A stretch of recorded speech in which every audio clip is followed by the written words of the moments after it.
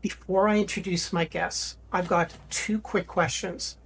Have you ever been at work and somebody with a disability walked up and you just didn't know what to do? Or have you just met someone with a disability and felt completely lost about how to connect? Both of those hit close to home for me. When I first met Leah socially, I was on edge. I had zero experience with deaf people, and I find small talk challenging at the best of times, and I really hate making anyone feel uncomfortable. Leah and her husband Eric did a great job putting me at ease, but I was really lost, and I realized I had a lot to learn. And this is exactly the kind of situation that Leah Riddell helps businesses with through her business, SignAble Vision. And also with us today is Courtney Drummond, who interprets for Leah and I. Welcome, and let's see if I got this close. Good Close. job. Thank you. And one other thing I'll quickly mention, this is my first interview with a deaf guest. I'm excited, but I also ask for your patience and guidance if I fumble or if I say something that isn't quite right. Thank you. So, Leah, how does it feel being on the other side of those exchanges that I just described? Honestly, I can usually tell within a few seconds when somebody is nervous. Most people do mean well. They're not trying to be rude. They're worried about saying the wrong thing, offending me, or not knowing how to communicate. When I met you, I could see that you were nervous and unsure of what to do. But I could also see from your body language that you genuinely wanted to communicate and were willing to take that step. That makes a huge difference. The challenge is when people become so worried about making mistakes that they freeze. When that happens, communication stops. As a customer, that can feel frustrating because suddenly the focus becomes my deafness instead of the reason why I came in. What helps most when that happens is when people are willing to try. I'd much rather someone say, I've never met a deaf person before, can you help guide me, than avoid me altogether. Most deaf people don't expect hearing people to know everything about deaf culture or sign language. We simply appreciate the effort and willingness to connect. That makes sense. It just occurred to me that deaf people must have a kind of an advantage in reading body language then. We call it deaf gain because it's part of our language. We have our signing space, but our language also includes a lot of facial grammar and body movements, whether we're leaning forward because we're curious about what's being talked about, or are we leaning back because we're hesitant? So watching that body language is easy for us as deaf people to catch how people are doing.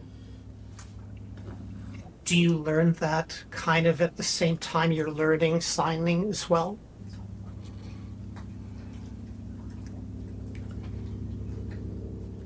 We do. And really, I've learned English signed language, not ASL.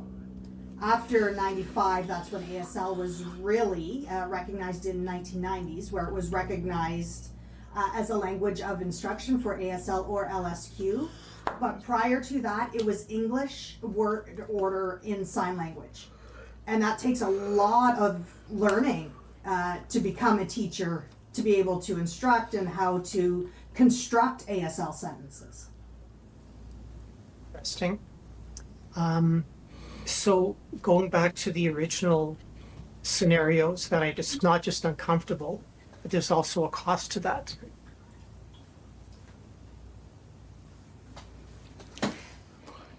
Yes, for the customer, it can mean feeling not welcome, frustrated, or simply deciding not to come back.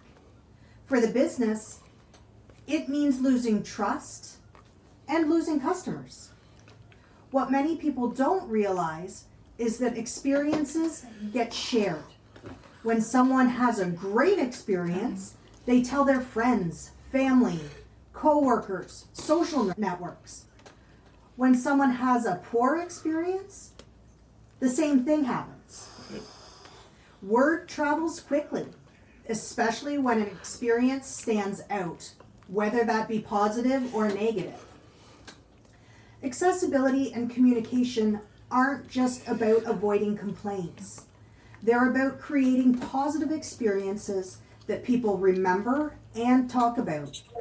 When staff know how to communicate and make someone feel welcome, customers notice. They feel respected, valued, and more likely to return. At the end of the day, accessibility is good customer service. When communication works, everyone benefits. Makes total sense. And I'm especially sensitive to that. I don't know if you know, I wrote a book that's all about how to get online reviews. And I can well imagine that what kind of reviews a business will get based on the good experience or the bad experience. Definitely, definitely. Still on this topic of the awkwardness, I'm going to confess a personal story that I'm still beating myself up over. A few weeks ago, there was an event where different service organizations in the Kingston area were down at the Slush Puppy Place, and the Canadian Hearing Society were there. They had a booth, and I was in a hurry. I wasn't thinking, and there was no disrespect meant, but for some reason I had this idiotic idea that when I walked up to the booth, I kind of went like this, like I was having hearing problems. It was stupid, it was foolish, but so ouch. And if any of the people that were there are watching, I am really sorry. There was no disrespect intended. But I guess, Leah, how do you respond when you get a moment like that? Is there grace? Is there room for people that get it wrong, make a blunder like I did?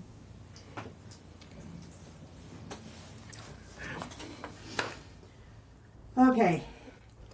I'm sure they will. Of course, there's grace. And we all make mistakes. And I mean, I've made mistakes learning about other cultures and languages too, but it's the willingness to learn. And if somebody is awkward and doesn't realize they make mistake, it's important that they listen and try better. I mean, it's how you do better the next time, and that's growth. I'd rather there's that honest interaction with somebody who tries than somebody who's trying to avoid me, whether they're afraid of getting it wrong. And most of all, the people who make me nervous aren't the ones who make mistakes. It's the people who already think they know everything, or even worse, they don't care and they don't even try. So understanding, respect, and communication are what you've built SignAble Vision around. When did you know that this business was the path that you needed and wanted to take? This business, you wanted to create it? Really, I didn't know. I just been impacted by so many things, experienced oppression, frustration. I told one person and I was explaining the history and knowledge, and they wanted more information. Then they started asking me and delved deeper into the topic, and then met another person and it was the same thing. That's when I realized there's a need for this sort of service where I can provide the knowledge to be able to support workplaces better, to make those improvements. So I was doing that while at the same time teaching ASL, which I realized would also help workplaces, and I can see the improvements, and it was worth it, and it's still needed. So what do the actual services that you offer then look like in practice?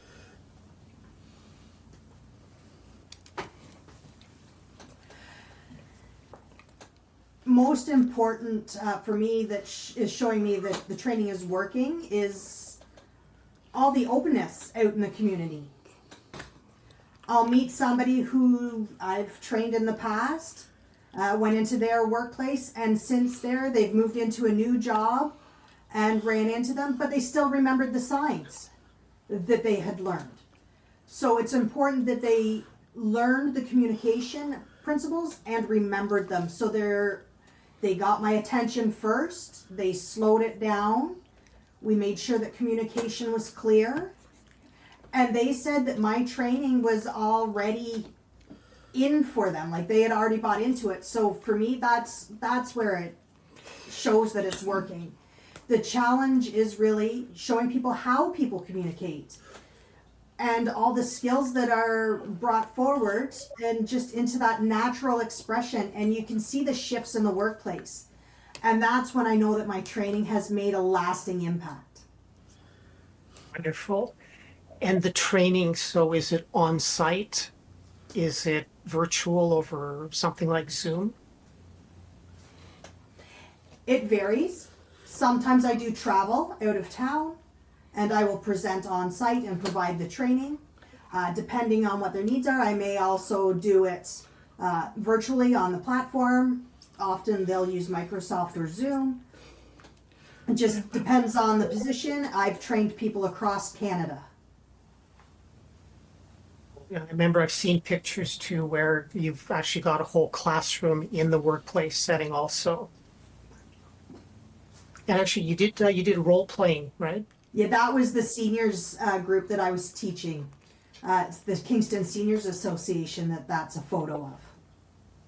There was another one comes to mind as well. I think it was the pizza place, Score Pizza, and it looked like the staff were actually role playing.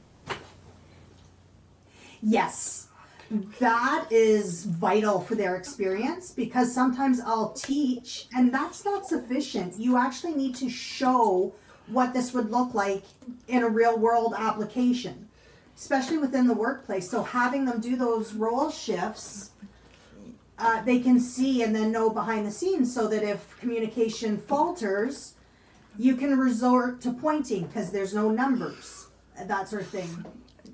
Before, if you remember, menus used to have the numbers, so you could say, I want a number 4, which is simple. It was great. But now it's an additional challenge for how we can communicate when we're ordering food, because before we would just point.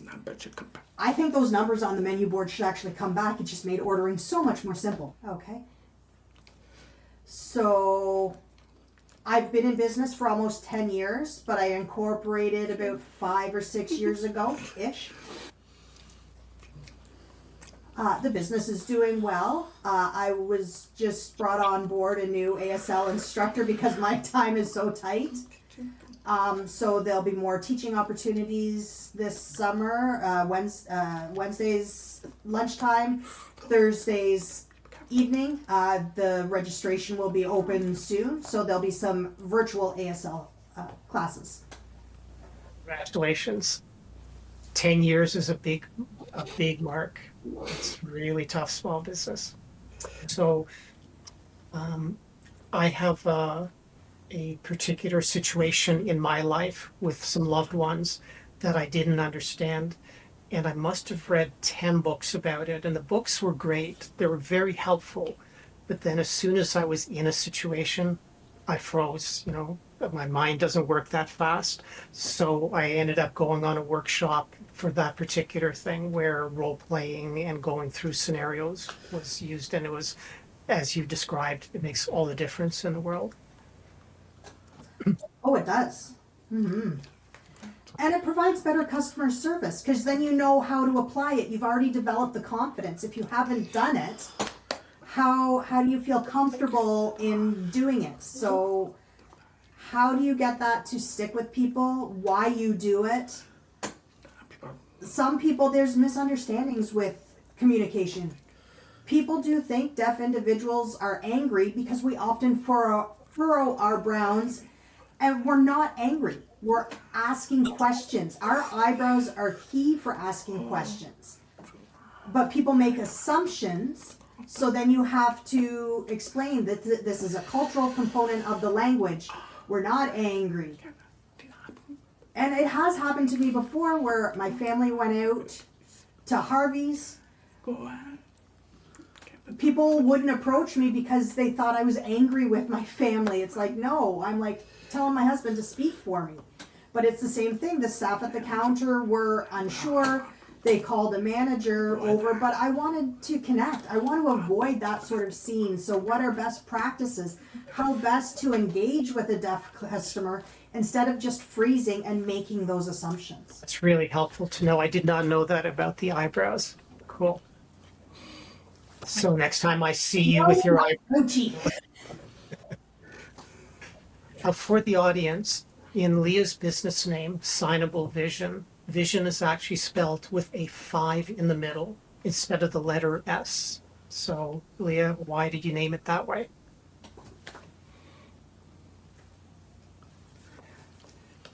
Really, that 5 is part of the word sign, vision. And it is from American Sign Language, so it was intentional why I picked it. So our sign for vision is an S by your forehead, bringing it out to a 5 hand shape. Often I've explained S5, or S to a 5, but it's the movement of the S to the 5 hand shape, and it's so that we see beyond what's right in front of us. My business, I don't fingerspell vision because it is a sign. So I do SignAble Vision, but for the interpreter speaking it, you hear SignAble Vision, not Vision Signable. So that is reflecting the meaning of my business and how it is also incorporating ASL. And it's not intended as a trend or to be cool or part of branding. It's a component of the sign itself and the language. So just really trying to reflect what the language is about and try and help people remove communication barriers and create more of that intentional connection through access and inclusion.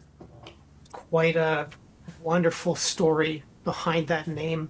I don't know if it's on your website anywhere. If it isn't, it would be worth including a little piece about that. I don't think so.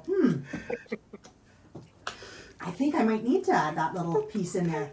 Because people are like 5SY, and it's a bit more of a challenge for people, I guess, to find me and to think about the name.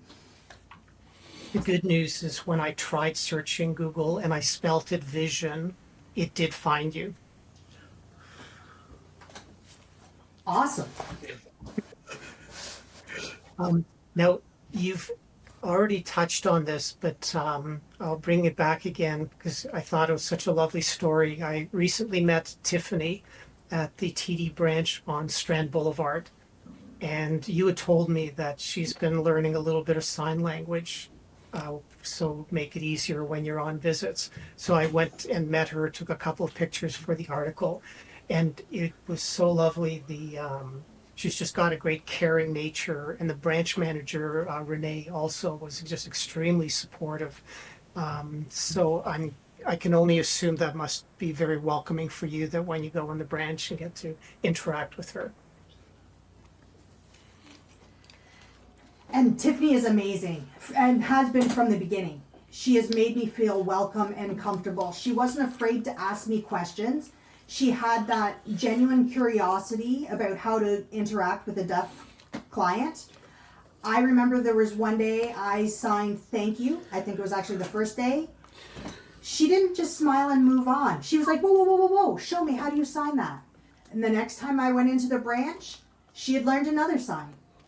And a different visit, she had learned something else. And that's how it went. And before long, every visit by me was a chance for her to learn something new. And most recently, she's been learning some signs for withdrawal and to deposit. Nobody told her she had to learn that. She just wanted the opportunity to engage with her customer. And they've been encouraging that. And again, inclusivity is not about becoming fluent in sign language. It's about having that curiosity, that effort to learn a little bit makes huge impacts because it tells somebody that you matter. I want to communicate with you. And well, imagine that you've told your friends in the community also. that this is a branch they can go to and get that kind of great treatment. Oh yes, and she's definitely learned some. And I mean, she's still picking up others, but definitely. I think she's been picking up 15, 20 signs now or so. That's amazing. It was a lot of fun in the branch because she was now showing Renee how to do a couple of the signs also. I saw the photo, yeah. So we're recording this right after Canada's National Accessibility Week, an annual recognition of contributions of Canadians with disabilities.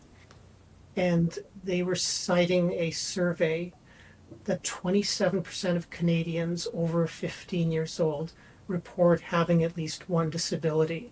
So that's about 8 million people. So if your business isn't thinking about this, it really should be. Which is a good segue into the state of accessibility. There has been progress, but here we are, it's 2026, and there's still a long way to go. Would you share some of your top examples of frustrations that you see and experience still?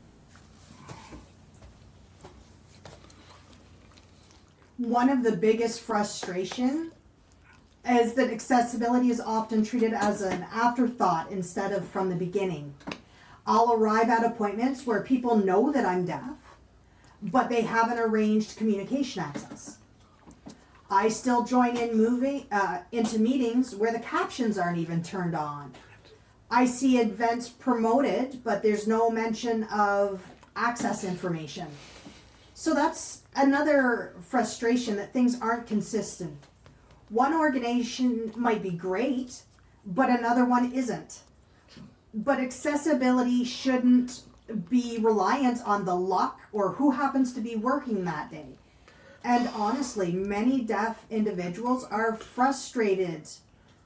They're the experts in the room, but they don't want to be the one responsible. They want to be able to show up and go to a movie at whatever time, or to show up to an appointment and not have to advocate for themselves every time. And in 2026, given all the efforts, you'd think we'd be doing a better job by now at it.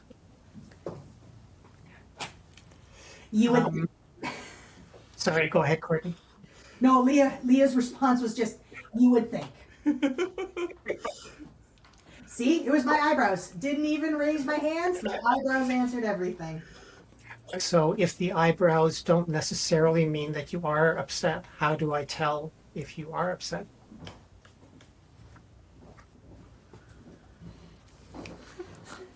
If I was upset, my face might actually be flat. I don't often show those things. I do it behind the scenes, but I might just sit there and go, Interesting. Very interesting. Yeah, that never occurred to me too, that the interpreter does have to reflect the emotion. Yes. And within signing, the sign includes the tone, but if there's caption, there's no tone. So how do I determine if somebody is upset or angry just by reading the text? An interpreter has that tone put on their body so we can see it very clearly and pick it up readily. And those are some of the things I teach. Why is there no AI ASL to text or text to ASL yet? It must be coming. Ooh, okay, yes, it is in development. As a culturally deaf individual, I prefer that those are the individuals developing it to ensure accuracy. I did have somebody reach out to me to give them all of my resources for them to put it in AI, but the grammar, syntax, all of that wasn't. So you wanted me to give you all my resources for free. You're going to benefit from it, and not me. I did watch somebody who is a hearing individual who doesn't know sign language created an AI avatar of somebody doing ASL for them, which isn't accurate because it's one way. And you don't know sign language, but you're using sign language for this sort of thing, are you using it for clout? Are you using it just to get attention? So why are you using it? And lots of people are reaching out for AI, but I don't understand an AI generated ASL.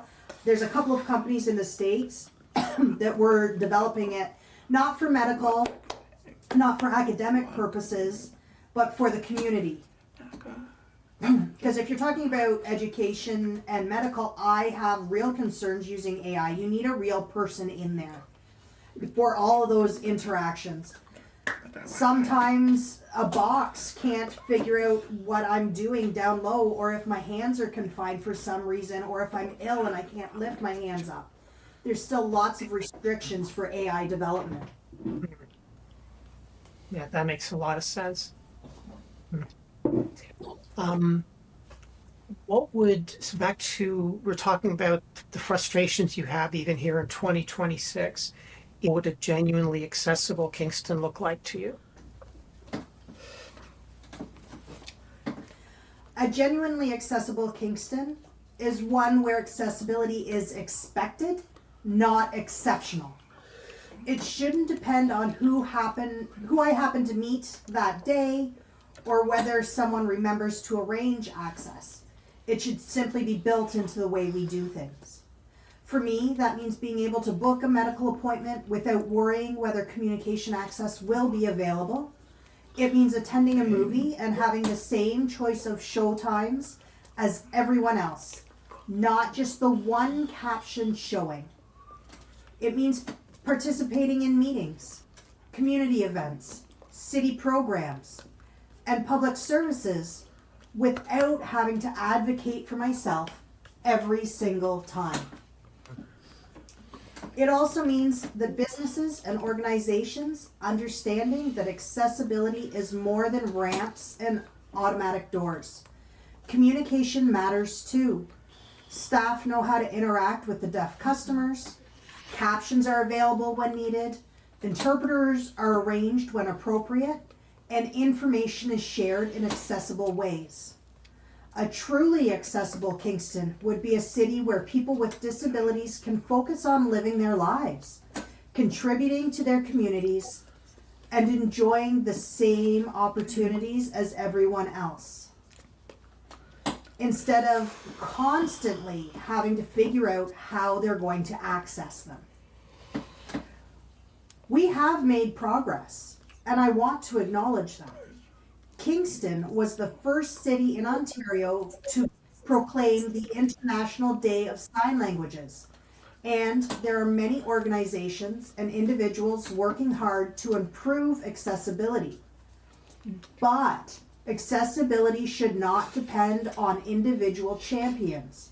It should be part of the culture of our city and embedded into everyday planning, services, and experiences. Maybe even early education? Yes. I'm also the president of the Ontario Cultural Society of the Deaf, OCSD, and they focus on supporting parents of deaf children. ASL instructors provide training. They host different festivals and events. There's deafhood training that they're provided for the community and for parents of other deaf children. Also, I host a grassroots organization here in Kingston, S5 Waves, and the intent is to host events throughout the year.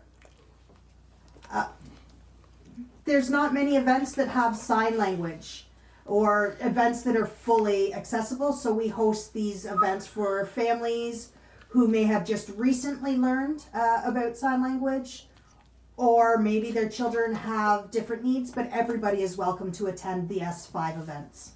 And each one of those has their own website and Facebook page, right? I think I've listed those in the article. Correct. S5 Waves is only on Facebook, but everything else would be on social media. What are the top things that deaf people would like hearing people to understand?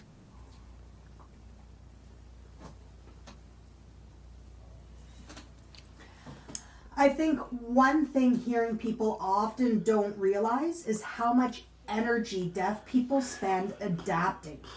We're constantly navigating environments that weren't designed with us in mind, figuring out workarounds, filling in the gaps, advocating for access.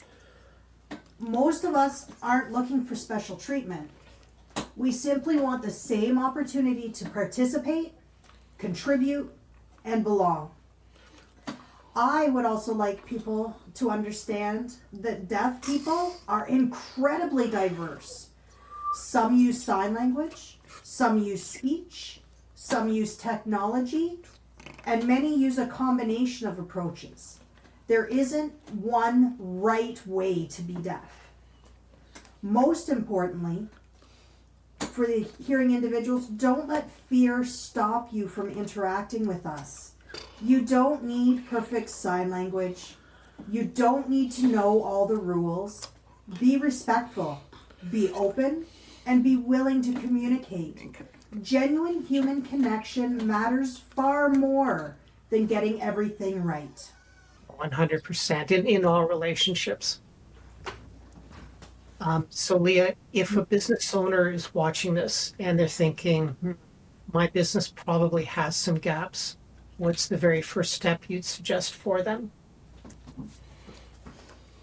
So if a business owner is watching this and thinking we probably have some gaps, the first step is simply being willing to ask the question. You don't need to have all the answers. Most organizations don't. What matters is recognizing the barriers may exist and being open to learning where they are. And that's where I come in. Through SignAble Vision, I help organizations identify communication and accessibility barriers, understand the experiences of deaf and disabled customers and employees, and build practical solutions that work in real life. Sometimes it's training, sometimes it's policies, sometimes it's improving communication practices, and often it's a combination of all three. Accessibility isn't about being perfect, it's about being willing to learn, improve, and create an environment where everyone can participate and feel welcome. And I also realized I've been pronouncing your business name wrong, so it's SignAble, not signable.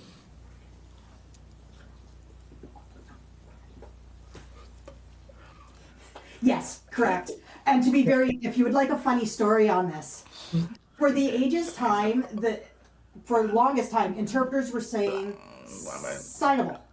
And it was a blind woman who asked, is it signable or signable? And I was like, oh, that's a really good question. And I want it to be sign can or signable. So that's where it was like, oh, it's SignAble Vision. You even have the capital A, but for some reason I didn't make the connection. So good. Glad I've got that. And what's the best way for people to find you and learn more?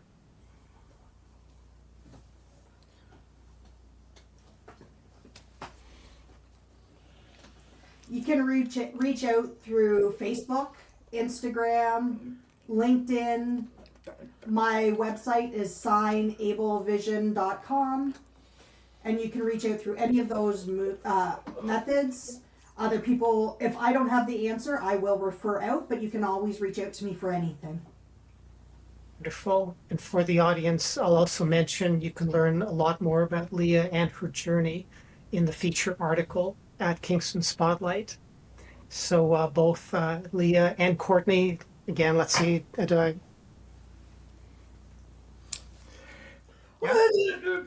From your chin. Oh, From your chin. right. You don't want to go from under your chin because that's definitely not thank you. Thank you. Thank you for the correction, for pointing that out. Thank you so much.